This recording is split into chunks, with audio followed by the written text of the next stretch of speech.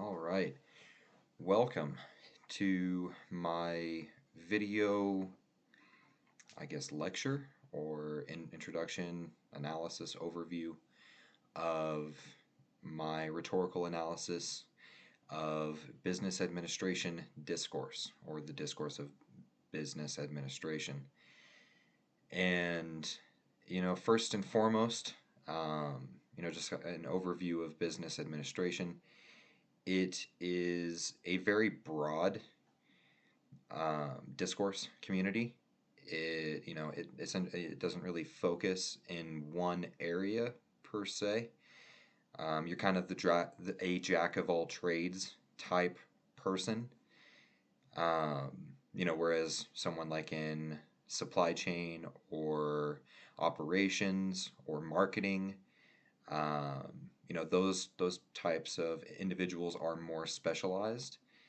Business administration is going to look at, like, you're going to dabble in basically every aspect of business. And just to kind of reiterate there, there are different, some of the different categories of business are going to be like what I had just mentioned, in marketing, in supply chain, in operations, in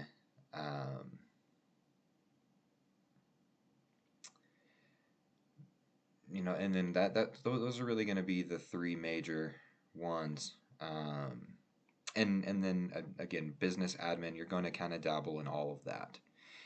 And looking through the three articles that I did my research in, it became very clear as to how these authors in this discourse are going to communicate with one another.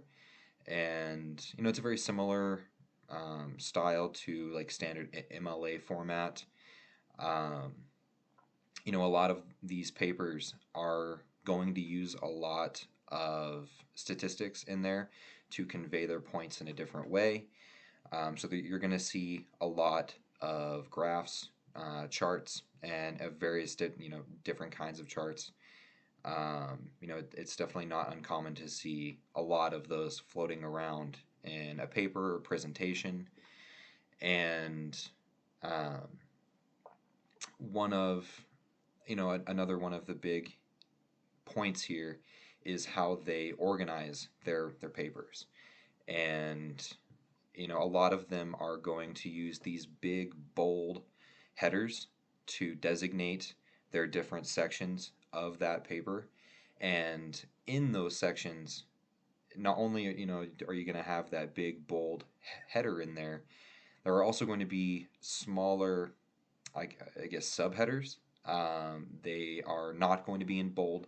They are a slightly larger font, just like the headers, but they are not in bold. And those are going to be just separate little subdivisions where they're going to focus on one area in that topic. And that's something that I saw across the board, even more than just the three papers that when I had looked through a few of them. It's definitely something that is very common among all of them. And another thing that or of note is that a lot of these business discourse papers, a lot of them are going to use real life sources, and in particular really successful companies that they're going to add in these papers and kind of give a real life example as to what they're talking about. In one of the papers, for instance, they referenced the CEO of ExxonMobil, the name of which escapes me right now, but they used him in comparison to Warren Buffett. And Warren Buffett is known by many people outside of the business world. A very successful investor, and runs Berkshire Hathaway.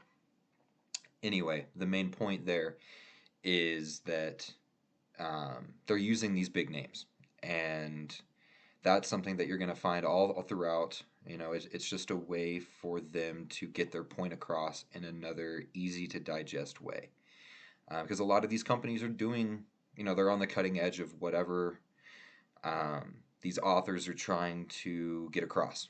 They're on the cutting edge of those ideas, and they might not be doing them, but they're at least open to them and they're talking about them. And that's something that I definitely think is important. Not only do I think is really good to throw in a paper to help convey your ideas and help kind of justify them, but it also I definitely think it does strengthen the paper overall, and and like I said, it's not uncommon for people to add that in. Um, I think that a lot of the structure of these papers, it's pretty simple.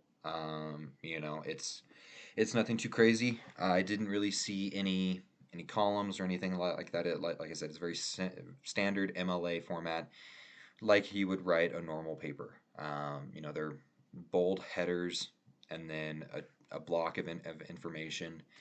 Um, some of some of them are going to be a little different, of course, but all in all, I mean, and I guess kind of to circle back into charts and things like that, I did see a handful of pictures, just like little, essentially memes that, just kind of used to lighten the mood, get people to laugh. It's a really good way to get people to remember you. If you can throw in a joke in there and make it seem a bit more real, that is definitely going to help, and at least help them remember you and your presentation. So, yeah, thank you for tuning in, and this is my introduction to the business administration discourse.